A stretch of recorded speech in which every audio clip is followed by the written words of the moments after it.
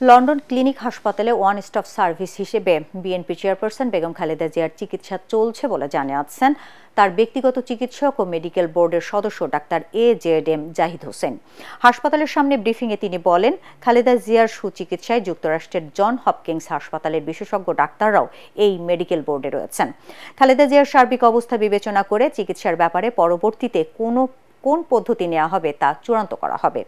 তিনি বলেন, বিএনপি চেয়ারপারসনের সবশেষ স্বাস্থ্য পরীক্ষা নিরীক্ষার রিপোর্টগুলো পর্যালোচনা চলছে। বর্তমানে ঔষধের মাধ্যমে তার চিকিৎসা চলছে। আপনারা জানেন, বাংলাদেশ জাতীয়তাবাদী দলের চেয়ারপারসন দেশনেত্রী বেগম খালেদা জিয়া, সাবেক 3বারের প্রধানমন্ত্রী, বাংলাদেশ গণপ্রজাতন্ত্রী বাংলাদেশ সরকার, উনি এখানে গত 8 তারিখ থেকে ভর্তি আছেন ওনার চিকিৎসার জন্য। এবং আমাদের ভারপ্রাপ্ত চেয়ারম্যান জনাব তারেক রহমান সাহেবের তত্ত্বাবধানে ওনার চিকিৎসা হচ্ছে। আর প্রফেসর প্যাট্রিক কেনেডির অধীন উনি ভর্তি আছেন।